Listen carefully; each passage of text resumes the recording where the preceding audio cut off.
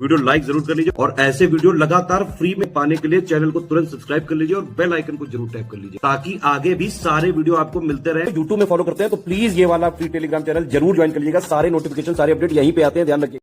तो दोस्तों, most important topic Uttar Pradesh के बजट की पूरी समरी प्लस एमसीक्यू में लेके आ गया हूँ। मेरा नाम आशीष तिवारी। चलिए इसको देखते हैं। बहुत ही शानदार, और मैं गारंटी के साथ कहता हूँ जितने भी इस बच्चे इस वीडियो को देखेंगे उसके 80 से 90% बच्चे जो हैं वो पूरा वीडियो नहीं देखते हैं। तो इसलिए आप ये मत सोचा करिए कंपटीशन बहुत है, नहीं, कोई पूरा नहीं पड़ता है। टिक करा, देखा, क्लिक करा, अरे यार बहुत है, छोड़ो। सिलेक्शन नहीं होता उनका। जो अच्छे से मेहनत करेगा, पूरे डाटा को अच्छे से समझेगा, नोट करेगा, एमसीक्यू जो है उसकी प्रैक्टिस करेगा, 5 से 6 सवाल क्योंकि बजट से आते हैं। और इससे ज़्यादा ज़रूरी मेंस के लिए बहुत ज़रूरी होता है। जो 2024 का मेंस लिख रहा है ना, उसको GS2 में काम आएगा। सोशल इशूज़ में सरकार क्या कर रही है, GS3 में इकोनॉमी से रिलेटेड जो फैक्ट डालने होंगे, निबंध आएगा अगर आर्थिक स्थिति से रिलेटेड उसमें। तो बहुत ज़्यादा ज़रूरी है बजट अपने उत्तर प्रदेश में समझने के लिए। तो चलिए देखते हैं। जिसको देखना है देखेगा, नहीं देखना है वो स्किप करेगा। अपने को क्या, अपने को तो बस आपको कंटेंट देना है। चलिए शुरू करते हैं इसको। तो सबसे पहला पॉइंट जो आपको याद रखना है ये कि उत्तर प्रदेश का जो बजट है इस साल का वो 8,08,736.6 करोड़, यानी 8,08,000 इतना भी याद रखोगे तो आपका काम बन जाएगा, है ना। उत्तर प्रदेश का बजट कितना, 8,08,736 करोड़। और देखिए हर साल महंगाई तो बढ़ी रही है तो बजट भी बढ़ेगा। तो इसीलिए हर साल जो बजट होता है वो पिछले साल के मुकाबले ज़्यादा ही होता है। तो इस बार जो 25-26 का बजट है वो 24-25 के बजट से 9.8% अधिक है ना। हर साल ही आप देखोगे ज़्यादा ही निकलेगा ये आपको, है ना भाई। कम तो कभी बजट होगा ही ना। अब आपका घर का ही बजट है, हर साल बढ़ेगा ही भाई। तो ऐसा तो है नहीं कम होगा, ठीक है। तो योगी सरकार का ये चौथा, योगी जो 2.0 है उसका चौथा है और उत्तर प्रदेश का अब तक का सबसे बड़ा। तो इसको याद करने की ज़रूरत नहीं है, वो आपको सभी को पता होता है कि जो अब जिस साल बजट आएगा वो बड़ा ही आएगा। मुख्य चीज़ है ये बजट जो है वो गरीब, किसान, युवा, महिला को समर्पित है। गरीब को, किसान को, युवा को, महिला, गरीब, किसान, युवा, महिला, है ना, किसको समर्पित है आप देखेंगे बजट जो है। और दूसरा, सनातन धर्म संस्कृति की सर्वे भवन्तु सुखिनः की अवधारणा के अनुरूप गरीब, अन्नदाता, किसान, युवा और महिला को समर्पित है। दूसरा, 17-18 में अगर आप देखेंगे तो यूपी की जो सकल घरेलू उत्पाद थी यानी GSDP थी, ग्रॉस स्टेट डोमेस्टिक प्रोडक्ट जो था वो 12.89 लाख करोड़ था। कितना था, 12.89 लाख करोड़ था, जो कि बढ़ के 27.51 लाख करोड़ हो गया। तो ये डाटा याद रखना है आपको कि यूपी का जो GSDP है 2024-25 में वो 27.51 लाख करोड़ है, ठीक है। अब आने वाले अगले साल में देखो कितना होता है, ज़्यादा ही होगा, ठीक है। और भारत की GDP में जहां आप देखेंगे 23-24 में 9.6% की वृद्धि हुई है और उत्तर प्रदेश की GDP में 11.6% की वृद्धि हुई है, ठीक है। उत्तर प्रदेश की GDP में कितनी वृद्धि हुई है 23-24 के आंकड़ों के हिसाब से 11.6। और दूसरा, 2023-24 में उत्तर प्रदेश की जो प्रति व्यक्ति आय है वो 93,514 रुपये है। तो क्या क्या पॉइंट आपको नोट करने हैं। पहला पॉइंट, जो यूपी की पर कैपिटा इनकम में प्रति व्यक्ति आय है 93,514 रुपये है, ठीक। और GDP 11.6% हुई है, GSDP 27.5 लाख करोड़ रुपए है, ठीक है। और जो बजट है वो 9.8% पिछले मुकाबले ज़्यादा है, 8,08,000 करोड़ का, 8,000 करोड़ का। और बजट जो है गरीब, किसान, युवा, महिला को समर्पित है, ठीक है। फिर इम्पॉर्टेंट चीज़ जो है, कुल बजट का जो है अवस्थापना विकास हेतु 22% खर्च हुआ है, शिक्षा के लिए 13%, कृषि और समृद्ध सेवाओं के लिए 11%, चिकित्सा और स्वास्थ्य के लिए 6%, सामाजिक सुरक्षा कार्यक्रम के लिए 4%। तो ये आपको याद करना पड़ेगा। मैचिंग में पूछने की पूरे चांसेस हैं कि सामाजिक सुरक्षा के लिए 4% है, शिक्षा के कितना बजट खर्चा हो रहा है तो 13% खर्च हो रहा है, कृषि के विकास के लिए 11% बजट खर्च हुआ है, कितना 11%, और चिकित्सा के लिए 6%, ठीक है। तो इसको आपको याद रखना है।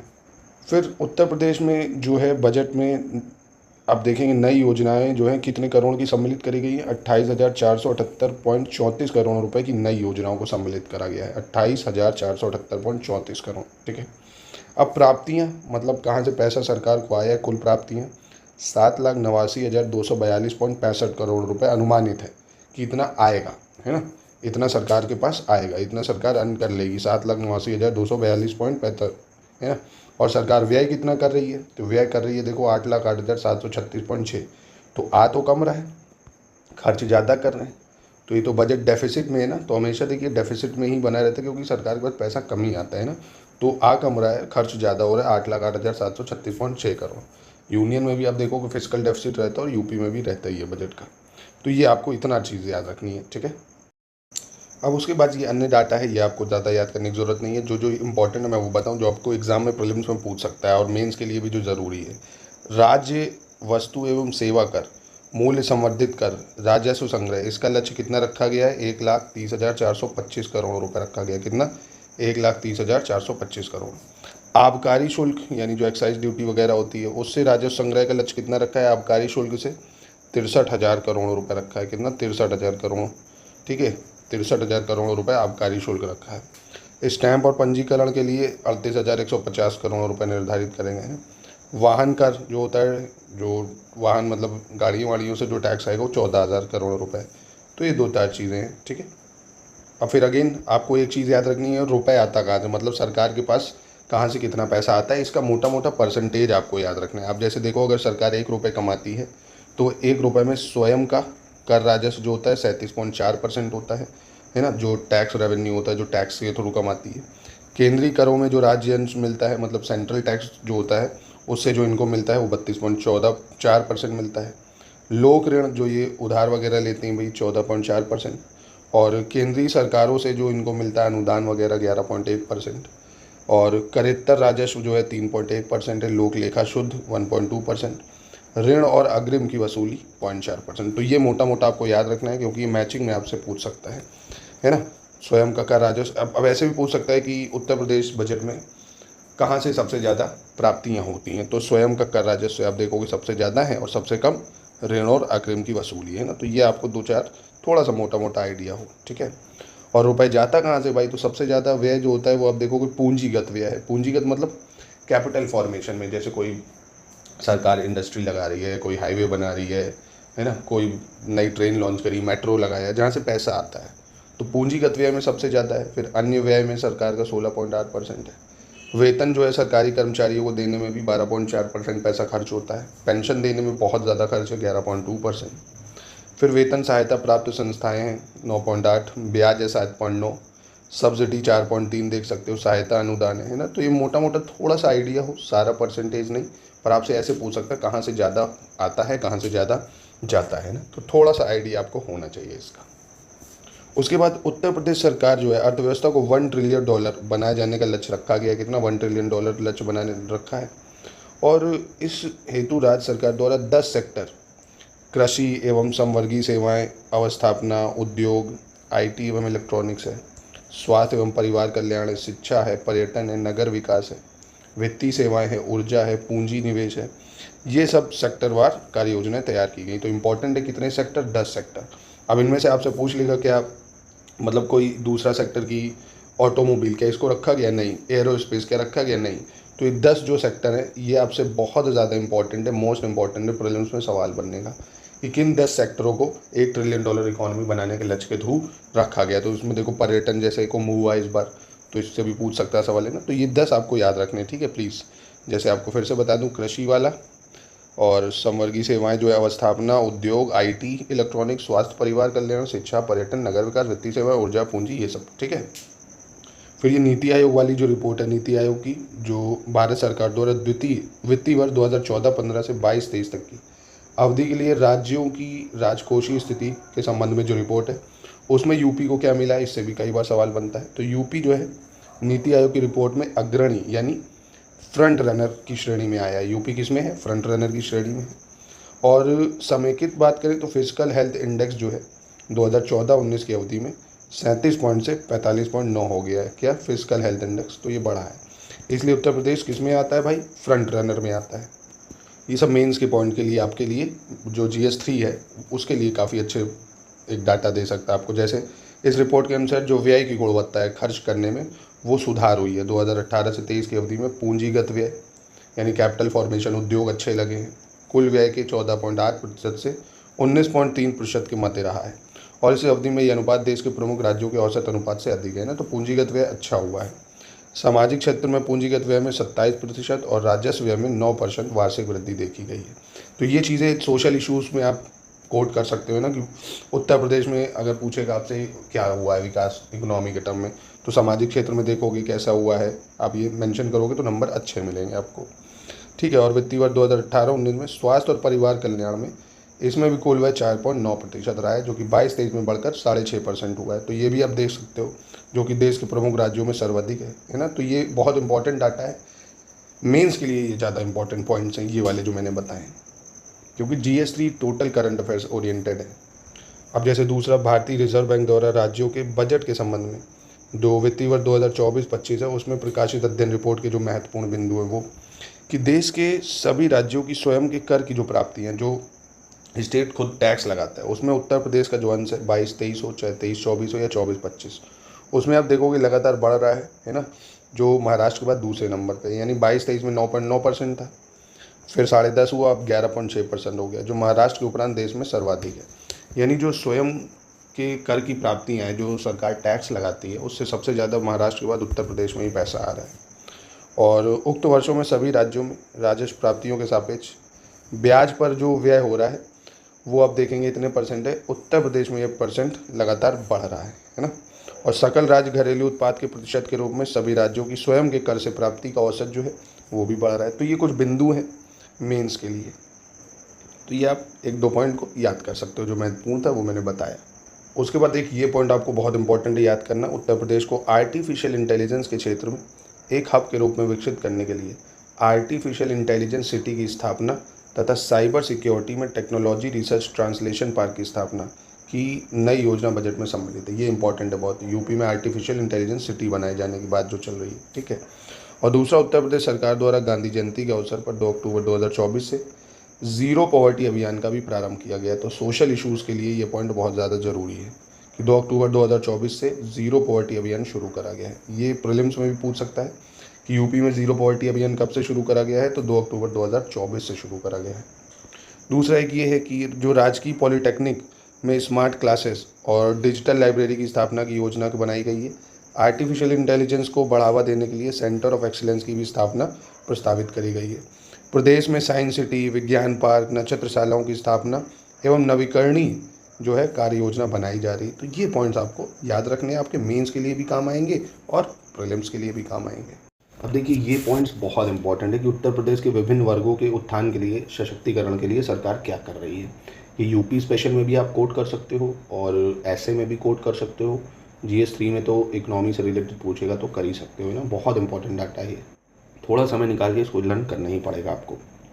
जैसे आप देखोगे, प्रधानमंत्री जो किसान सम्मान निधि योजना है, उसके अंतर्गत सरकार 3 करोड़ कृषकों को लगभग 89,500 करोड़ रुपए की धनराशि डायरेक्ट बेनिफिट ट्रांसफ़र के माध्यम से हस्तांतरित करेगी। तो 3 करोड़ को कितने, 89,500 करोड़ रुपए किसान सम्मान निधि, इतना याद रखना है।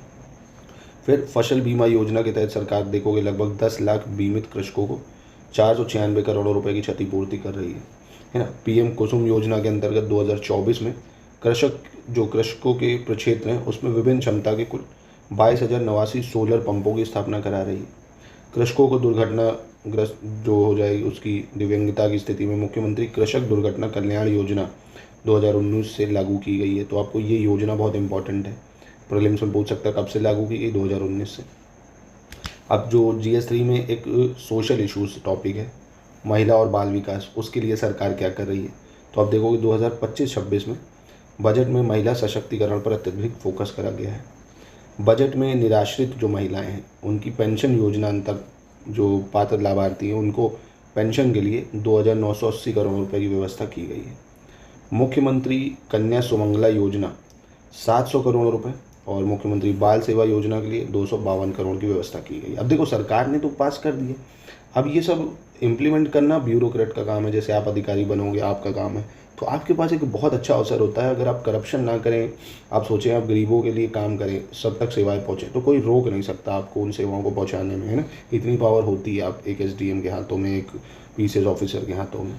पर वही है ना, सब वैसे ही हो जाते हैं। फिर लखपति महिला योजना के अंतर्गत 31 लाख से अधिक दीदियों को चिन्हित किया गया है और 2 लाख से अधिक महिला लखपतियों की श्रेणी में आ भी चुकी हैं। उत्तर प्रदेश में महिला स्वामित्व वाली जो प्रोड्यूसर कंपनियां हैं उनके गठन के लिए महिला सामर्थ्य योजना चलाई गई है। क्या चलाई गई है? महिला सामर्थ्य योजना। उच्च शिक्षा प्राप्त कर रही जो मेधावी हैं, जो लड़कियां हैं, उनको पात्रता के आधार पर स्कूटी प्रदान करने की योजना लाई जा रही है। वाराणसी, मेरठ, प्रयागराज, गोरखपुर, कानपुर, झांसी और आगरा में मुख्यमंत्री श्रमजीवी महिला छात्रावासों के निर्माण की नई योजना प्रस्तावित की गई है 170 करोड़ रुपए की व्यवस्था से, है ना। तो ये जिले आपसे प्रीलिम्स में पूछ सकता है कि कहाँ पे लागू करी गई है ये, है ना। तो ये वाराणसी, मेरठ, प्रयागराज, ये जिले याद रखना है।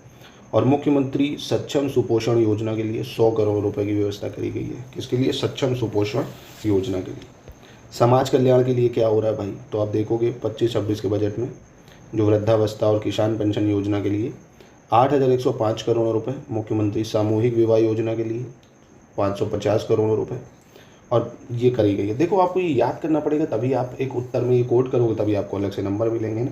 तो ये पॉइंट आप छोटे छोटे करके एक कॉपी में नोट कर लो, 2-4 बार याद करोगे, हो जाएगा। बजट में अनुसूचित जाति के लिए क्या करा गया है? तो निर्धन व्यक्तियों की पुत्रियों की शादी अनुदान हेतु 100 करोड़ और सामान्य वर्ग के निर्धन व्यक्तियों की पुत्रियों की शादी के लिए 50 करोड़ की व्यवस्था करी गई है ना। तो ये आपको समाज कल्याण के लिए याद रखना है। तो SCS का डाटा आप देखोगे इतना बढ़िया शानदार रहता है। अगर आप इतना कर लेते हैं तो प्री मेंस के ऐसे ही जो 107 पॉइंट मेंस में ना, मेंस के पॉइंट वाइज आपको नोट्स दे देते हैं, बस उसको पढ़िए, लर्न करिए, अच्छे से आंसर राइटिंग प्रैक्टिस करिए, आप सिलेक्शन ले सकते हैं। तो जैसे देखिए युवाओं के लिए क्या कर रही है सरकार, तो स्वामी विवेकानंद युवा सशक्तिकरण योजना के अंतर्गत 49.86 लाख स्मार्टफोन टैबलेट वितरित किए जा चुके हैं और 25-26 में इस योजना के तहत टैबलेट और उपलब्ध कराए जाएंगे। युवाओं को टैबलेट दिए जाएंगे, सिंपल से ये लिखो। उत्तर प्रदेश के शिक्षित और प्रशिक्षित युवाओं को स्वरोजगार से जोड़कर नए सूक्ष्म उद्योगों की स्थापना के लिए वित्तीय संसाधन उपलब्ध कराए जाने के उद्देश्य से 24-25 में मुख्यमंत्री युवा उद्यमी विकास अभियान योजना, क्या युवाओं के लिए मुख्यमंत्री युवा उद्यमी विकास जो अभियान योजना है वो चलाई जाएगी। और यह अपने तरह की पहली योजना है जिसमें सूक्ष्म उद्यम स्थापित करने हेतु युवाओं को गारंटी मुक्त और ब्याज मुक्त ऋण उपलब्ध कराया जाएगा ना। कि मतलब कोई भी आपको गारंटी नहीं देनी, ज़मीन के कागज़, सोना, कुछ नहीं, आपको उद्यम लगाना है, आप सरकार से जो है मदद ले सकते हैं इस योजना के तहत। और प्रतिवर्ष 1 लाख नए सूक्ष्म उद्योगों की स्थापना की जाएगी। और वहीं 21 अप्रैल 2024 को इनोवेशन दिवस के अवसर पर यूपी स्टार्टअप संवाद और एक्सपो का आयोजन भी किया गया है, जिसमें प्रथम 3 स्टार्टअप्स को क्रमशः 1 लाख, 75,000 और 50,000 का पुरस्कार दिया जाएगा, है ना। और प्रदेश में युवाओं को नवाचार से जोड़ने के लिए इनोवेशन फंड की भी स्थापना पर कार्य किया जा रहा है। तो ये सब चीज़ें हैं देखिए जो युवाओं के लिए करी जा रही है। 2-3 पॉइंट लिखेंगे, शानदार उत्तर आपका तैयार हो जाएगा। रोजगार के लिए सरकार क्या कर रही है भाई? तो मनरेगा योजना के अंतर्गत 24-25 में 26 करोड़ मानव दिवस, कितने? 26 करोड़ ह्यूमन डे के लक्ष्य के सापेक्ष अब 8 जनवरी 25 तक 27.40 करोड़ मानव दिवस का सृजन किया गया है ना, और बढ़ाया गया है। मानव दिवस सृजन एवं वित्तीय प्रगति में उत्तर प्रदेश देश में प्रथम स्थान पर है। मानव दिवस समझे, मतलब जो पर डे का वर्क ह्यूमन्स को मिलता है वो यूपी नंबर 1 पे, ये प्रीलिम्स के लिए ज़रूरी है।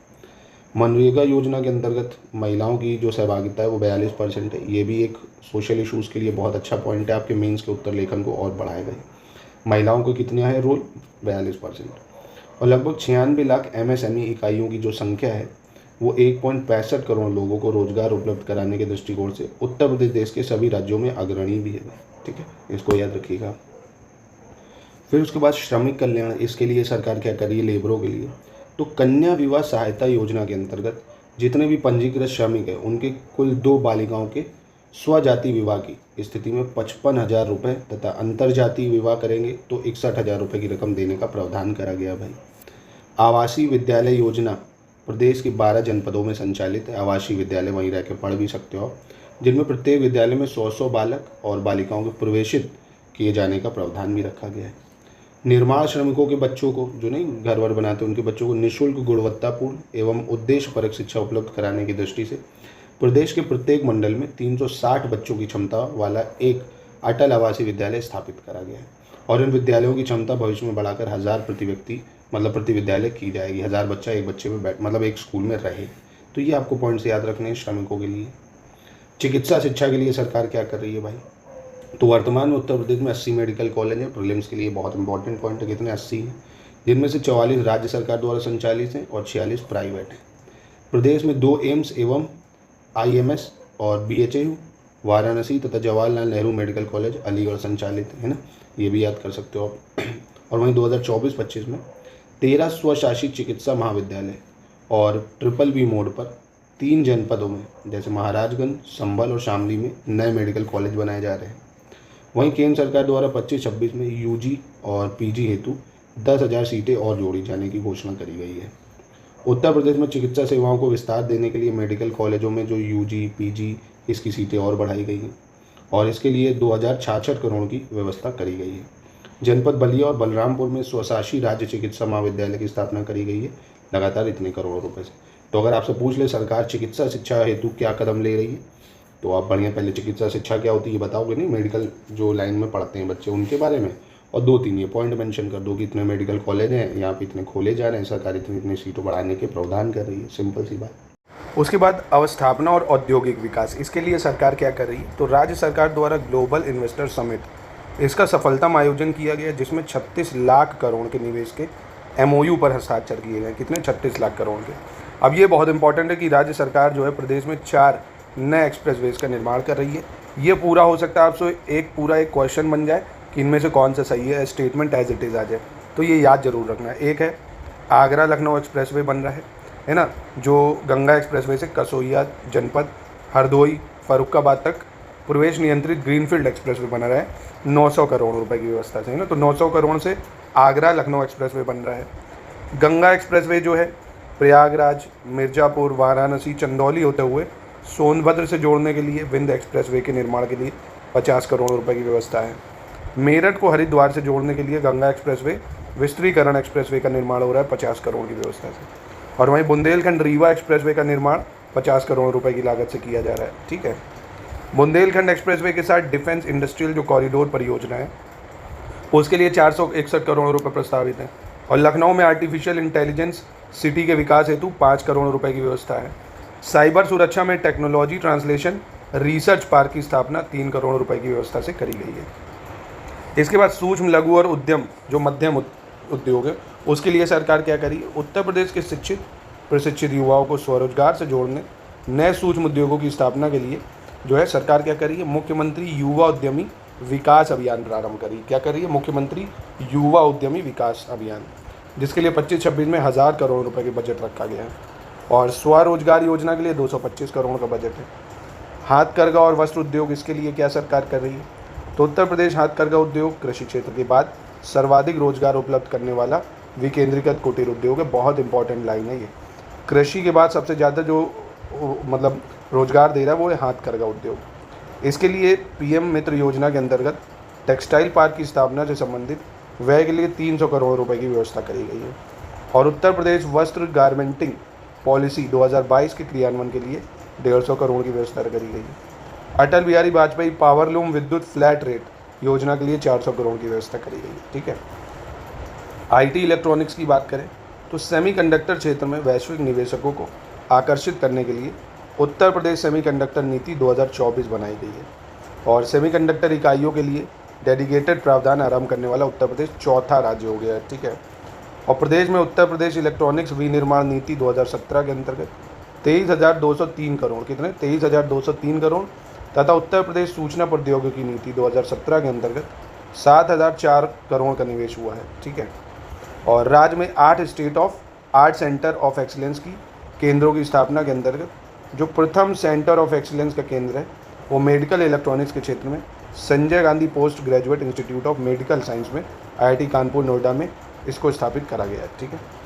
ऊर्जा के क्षेत्र में क्या रखा गया प्रावधान, तो उत्तर प्रदेश राज्य विद्युत उत्पादन निगम द्वारा 24-25 में दिसंबर माह तक 7,140 मेगावाट ताप विद्युत उत्पादन क्षमता और संयुक्त उपक्रम में चलित 1980 मेगावाट ताप विद्युत उत्पादन क्षमता 37,056 मिलियन यूनिट रखी गई है। और गैर पारंपरिक ऊर्जा स्रोतों को बढ़ावा देने हेतु पंप स्टोरेज जल विद्युत परियोजना की जो स्थापना है वो 3,953 करोड़ की लागत से करी गई है। कोल इंडिया लिमिटेड के साथ उत्तर प्रदेश राज्य विद्युत उत्पादन निगम लिमिटेड द्वारा संयुक्त उपक्रम के रूप में जनपद जालौन में 500 मेगावाट की सौर ऊर्जा परियोजना की स्थापना करी गई, ठीक है, इसको याद रख लो। अतिरिक्त ऊर्जा स्रोत, इसके लिए क्या हो रहा है, इसके लिए प्रदेश में सौर ऊर्जा विद्युत उत्पादन को बढ़ावा देने के लिए प्रख्यापित उत्तर प्रदेश और ऊर्जा नीति जो सौर ऊर्जा नीति है उसके अंतर्गत 5 वर्षों में 22,000 मेगावाट विद्युत उत्पादन का लक्ष्य रखा गया है। अयोध्या शहर को मॉडल सोलर सिटी के रूप में विकसित किया जा रहा है, ये आपको याद रखना, ये पूछ सकता है प्रीलिम्स में, किस शहर को मॉडल सोलर सिटी के रूप में विकसित किया जा रहा है, तो अयोध्या शहर को। और इसके अतिरिक्त प्रदेश के 16 नगर निगमों एवं नोएडा शहर को भी सोलर सिटी के रूप में विकसित कर रहे हैं। फिर आवास एवं शहरी नियोजन के लिए क्या हो रहा है, तो प्रधानमंत्री आवास योजना के अंतर्गत लगभग 17 लाख आवास पूर्ण कर लाभार्थियों को आवंटित करे गए। 17 लाख आवास। और प्रदेश की राजधानी लखनऊ के आसपास के क्षेत्र को सम्मिलित करते हुए स्टेट कैपिटल रीजन गठित किए जाने तथा अन्य रीजन्स के रीजनल प्लान तैयार किए जाने हेतु Uttar Pradesh state capital region ये बनाया गया है। ठीक है, आपको याद रखना स्टेट कैपिटल रीजन में 6 जिले हैं, ये बहुत इंपॉर्टेंट है। प्रीलिम्स में ये फैक्ट बन सकता है कि स्टेट कैपिटल रीजन में कौन से 6 जिले आए हैं। तो लखनऊ, हरदोई, सीतापुर, बाराबंकी, रायबरेली, उन्नाव। कौन कौन? लखनऊ, हरदोई, सीतापुर, बाराबंकी, रायबरेली, उन्नाव। फिर नगर विकास के लिए क्या कर रही है सरकार?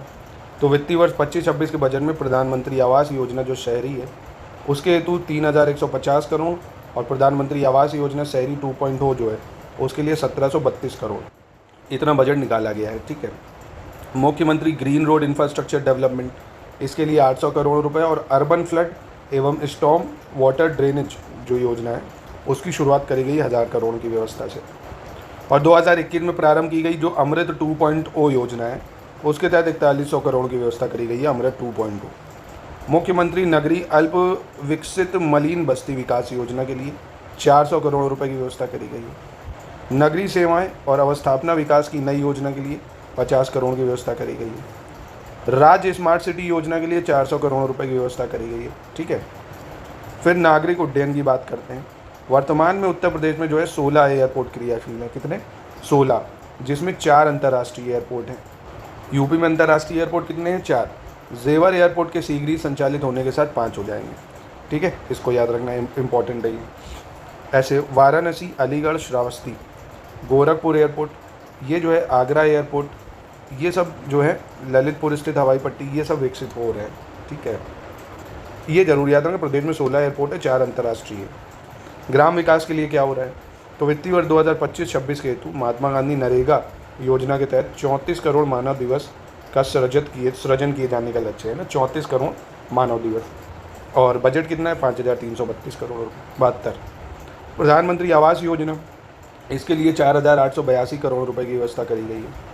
मुख्यमंत्री आवास योजना 1200 करोड़ रुपए की व्यवस्था करी गई है। फिर पंचायती राज की बात करें तो वित्त वर्ष 25-26 के बजट में स्वच्छ भारत जो मिशन है ग्रामीण उसके लिए 2045 करोड़ की व्यवस्था करी गई है।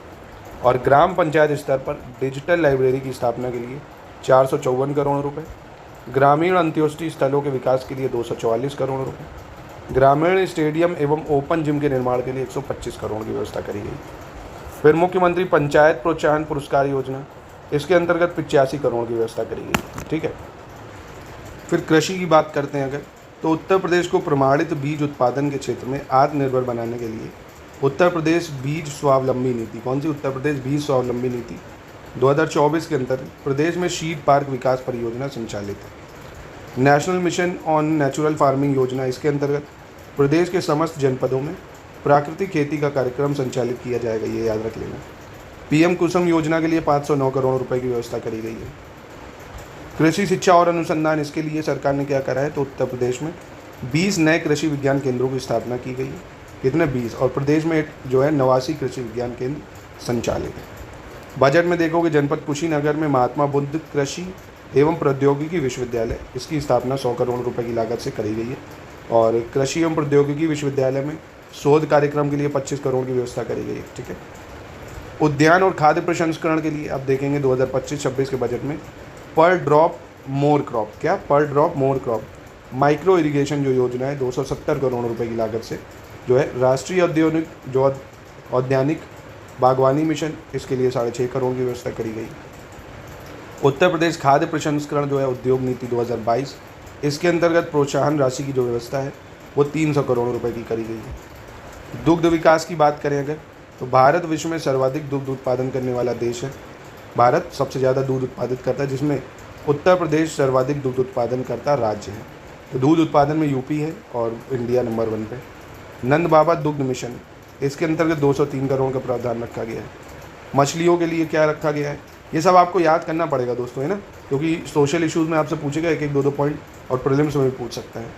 वित्तीय वर्ष 2025-26 के बजट में प्रधानमंत्री मत्स्य संपदा योजना इसके अंतर्गत पुरुष लाभार्थियों के लिए 195 करोड़ और महिलाओं के लिए 115 करोड़ की व्यवस्था करी गई।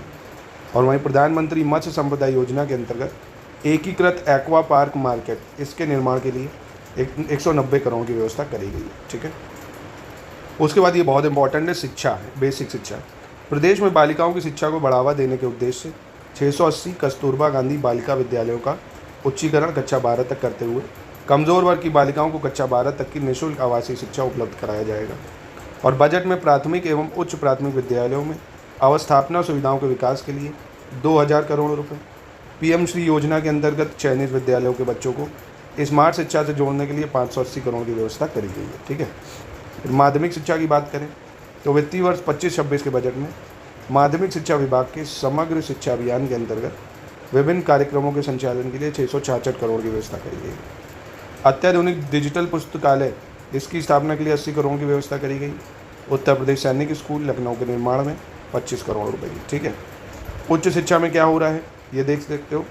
तो वित्तीय वर्ष 25-26 के बजट के अंतर्गत प्रधानमंत्री उच्चतर शिक्षा अभियान योजना, कौन सी? प्रधानमंत्री उच्चतर शिक्षा अभियान योजना के संचालन के लिए 600 करोड़ रुपये, और रानी लक्ष्मीबाई स्कूटी योजना के अंतर्गत मेधावी छात्रों को स्कूटी प्रदान करने के लिए 400 करोड़ की व्यवस्था है। मुख्यमंत्री शिक्षुता प्रोत्साहन योजना के अंतर्गत 100 करोड़ की धनराशि है। खेल एवं युवा कल्याण की बात करें तो प्रदेश स्तर पर एक खेल विश्वविद्यालय का निर्माण जनपद मेरठ में किया जा रहा है, जिसके लिए 223 करोड़ की व्यवस्था है। और वहीं वाराणसी में PPP मॉडल पर अंतर्राष्ट्रीय क्रिकेट स्टेडियम का निर्माण, खेलो इंडिया के अंतर्गत वाराणसी के सिगरा स्टेडियम का निर्माण, और उत्तर प्रदेश में पहली बार भारत सरकार के सहयोग से एक जनपद एक खेल, इसकी योजना के अंतर्गत 72 जनपदों में खेलो इंडिया सेंटर संचालित किए जा रहे हैं। वन एवं पर्यावरण की बात करते हैं, बस ये 2 लास्ट हैं। वर्तमान में प्रदेश में वृक्षादन प्रदेश के भौगोलिक क्षेत्र का 9.96% है। ये फॉरेस्ट डाटा आपको याद रखना है ना, वृक्ष का कितना है? 9.96%। और उत्तर प्रदेश वनावरण एवं वृक्ष आवरण में वृद्धि के मामले में पूरे देश में दूसरे स्थान पे है। ये बहुत इंपॉर्टेंट पॉइंट है ना। यूपी कौन से नंबर पे है? दूसरे नंबर पे वृक्ष और वनावरण में। और उत्तर प्रदेश में वर्ष 2018 में जो बाघों की संख्या है वो भी 173 से बढ़कर 22 में 205 हो गई है। ये टाइगर सेंसस कहता है। पीलीभीत टाइगर रिजर्व में बाघों की संख्या दोगुनी होने के क्रम में उक्त टाइगर रिजर्व को TX2 अवार्ड भी मिला है। किसको मिला है? पीलीभीत टाइगर रिजर्व को मिला है। ठीक। और गोरखपुर में कैंपियर रेंज के अंतर्गत रेड हेडेड गिद्ध संरक्षण एवं प्रजनन केंद्र, कौन सा? रेड हेडेड गिद्ध संरक्षण एवं प्रजनन केंद्र, देश का पहला गिद्ध प्रजनन केंद्र स्थापित किया गया है। ठीक। गोरखपुर में उत्तर प्रदेश वानिकी एवं औद्योगिक विश्वविद्यालय की स्थापना किए जाने की नई योजना प्रस्तावित की गई है, जिसके लिए 50 करोड़ की व्यवस्था करी गई है। फिर जनजाति विकास की बात करेंगे तो धरती आबा, कौन सी? धरती आबा जनजाति ग्राम उत्कर्ष अभियान, इसका शुभारंभ जो है प्रधानमंत्री जी द्वारा 2 अक्टूबर 2024 को किया है। और योजना का उद्देश्य जो है देश भर में 63,000 से अधिक जनजातीय बाहुल्य ग्रामों और आकांक्षी जनपदों के जनजाति ग्रामों का 18 विभागों के कार्यक्रमों को संतृप्त करा गया है। ठीक है, तो इतनी चीज़ें हैं जो आपको एक 2 पॉइंट करके याद करनी है। याद तो करनी पड़ेंगी तभी आप इसको लिख पाएंगे। और प्रीलिम्स में 5 से 6 क्वेश्चन बजट के आते हैं दोस्तों। ठीक है, तो ये आप RO या UPPCS, और मेंस में भी आपको इसको करना है। मेंस में जो आपका सोशल इश्यूज़ वाला टॉपिक है वो, और इकनॉमी का जो टॉपिक है वो, उसमें इसको तो आपको करना ही पड़ेगा। फिर अंतिम टॉपिक, फिर MCQ देख लेते हैं। नए भारत नया उत्तर प्रदेश। उत्तर प्रदेश किन चीज़ों में नंबर 1 है? कौन सी योजना में? प्रधानमंत्री जनधन योजना 9.57 करोड़ खातों के साथ नंबर 1 पे है। अटल पेंशन योजना 1.12 करोड़ खातों के साथ नंबर 1 पे है। आयुष्मान भारत प्रधानमंत्री जन आरोग्य योजना 5.13 करोड़ खातों के साथ नंबर 1 पे है। प्रधानमंत्री जीवन ज्योति बीमा योजना 2.28 करोड़ नामांकन के साथ नंबर 1। प्रधानमंत्री सुरक्षा बीमा योजना। तो ये 5 योजनाएं हैं, जनधन योजना, अटल पेंशन योजना, आयुष्मान भारत योजना, जीवन ज्योति बीमा और प्रधानमंत्री सुरक्षा बीमा योजना। और आयुष्मान कार्ड बनाने में भी नंबर 1 पे है। देश का सबसे बड़ा गन्ना उत्पादक राज्य है उत्तर प्रदेश, और दुग्ध उत्पादक है ना, इन चीज़ों में नंबर 1 पे है। गन्ना, दूध और ये सारी बीमाएँ जो मैंने बताई, मतलब स्कीम्स ये सारी।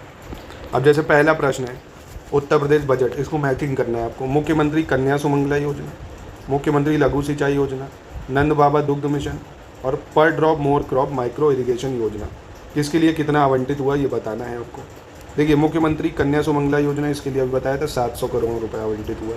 कितने? 700 करोड़ रुपये। लघु सिंचाई योजना के लिए 1100 करोड़ रुपये। नंद बाबा दुग्ध मिशन योजना के लिए 203 करोड़ रुपये। पर ड्रॉप मोर क्रॉप के लिए 720 करोड़ रुपये। ठीक है, ऑप्शन C हो जाएगा, इसको ये याद रख लो। फिर इसमें भी मैचिंग करनी है। मुख्यमंत्री युवा उद्यमी विकास अभियान योजना, इसके लिए कितना बजट आवंटित करा गया है? तो 1000 करोड़ करा गया है।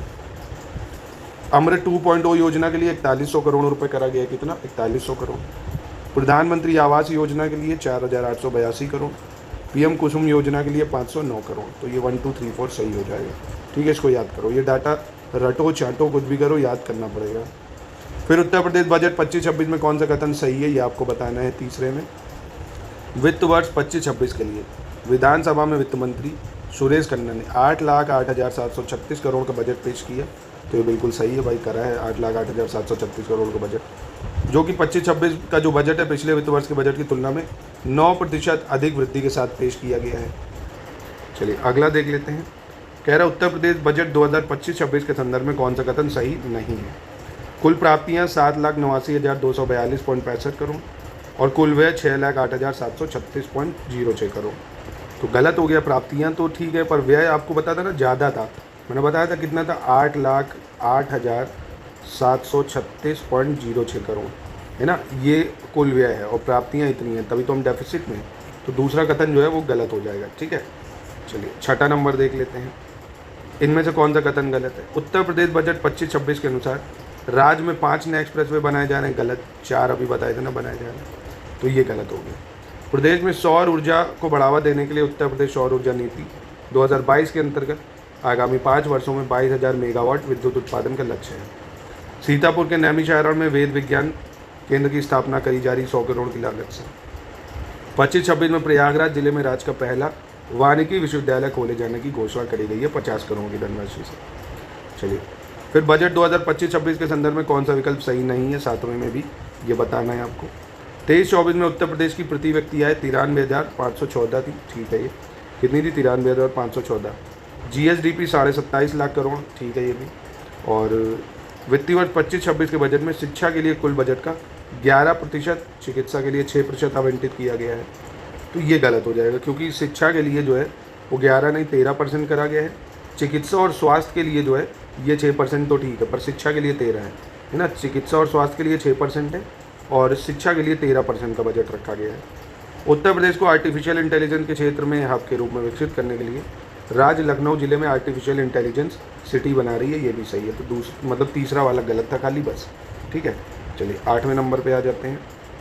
इसमें से कौन सा विकल्प गलत है, आपको ये पहचानना होगा। 8वें में प्रधानमंत्री किसान सम्मान निधि योजना के अंतर्गत उत्तर प्रदेश के लगभग 3 करोड़ किसानों को 89,500 करोड़ रुपए की राशि डीबीटी के माध्यम से हस्तांतरित की जाएगी। ठीक है। प्रधानमंत्री फसल बीमा योजना के तहत वित्तीय वर्ष 24-25 में उत्तर प्रदेश के 10 लाख किसानों को 600 करोड़ रुपए की क्षतिपूर्ति राशि दी जाएगी। तो ये गलत है, 600 नहीं 496 करोड़ रुपए की। कितनी? 496 करोड़। ये सब मैंने आपको पढ़ाया है, वही डाटा इसमें आपसे पूछा गया है ना। ये जो इम्पॉर्टेंट है वो सब मैंने आपको बता दिया। बाकी ये दोनों सही हैं, इसको याद कर लेना। चलिए अंतिम 2 प्रश्न बचे हैं, 9 और 10, फिर ख़त्म हो जाएगा ये। इसमें कौन सा विकल्प सही है ये आपको बताना होगा। आयुष्मान भारत प्रधानमंत्री जन आरोग्य योजना के तहत 5.13 करोड़ आयुष्मान कार्ड बनाकर यूपी प्रथम स्थान पर है। यही बिल्कुल सही हो जाएगा। ठीक है। बाकी स्वच्छ भारत मिशन ग्रामीण के लिए कितना बजट रखा गया ये आप कमेंट में बताओ, अभी बताया था। और मुख्यमंत्री योगी आदित्यनाथ के नेतृत्व में उत्तर प्रदेश सरकार 25-26 के लिए अपना 8वां बजट पेश किया है। नहीं, कौन सा बजट पेश किया ये आप बताइए। और बजट में पूंजीगत व्यय कुल बजट का इतने % है, कितना होगा बताइए। ये भी गलत है, तो इसका सिर्फ सही कौन सा है? पहला वाला। ठीक है। अंतिम सवाल 10वां क्या कह रहे हैं। मनरेगा योजना वित्त वर्ष 2024-25 में महिलाओं की सहभागिता 42% रही है, महिलाओं की ओर। ठीक। उत्तर प्रदेश देश का सबसे बड़ा गन्ना उत्पादक राज्य है और सबसे बड़ा दुग्ध उत्पादक राज्य है। ये तीनों सही हो जाएंगे। ठीक है, तीनों कथन सही है। तो दोस्तों कैसा लगा ये बजट मेरे द्वारा, मेरा आशीष तिवारी द्वारा भैया इसको बताया हुआ, आपको कैसा लगा? तो प्लीज़ इसकी रेटिंग करिएगा और शानदार तैयारी एक बार आप हमसे जुड़ के करिए, आपको मज़ा आ जाएगी। स्टडी फॉर सिविल सर्विसेज को आप ज्वाइन करके घर बैठे हर एक चीज़ को प्रिपेयर कर सकते हो। टेस्ट सीरीज़, क्विज़, मेंस की आंसर राइटिंग बढ़िया यूपीपी से 2024 की सीख सकते हो। पूरा स्टडी मटेरियल मेंस का ले सकते हो 107 पॉइंट का। ऐसे की तैयारी, प्रीलिम्स की तैयारी, सब कुछ हम आपको कराएंगे बहुत ही मिनिमम प्राइस में, इफेक्टिव प्राइजेस में।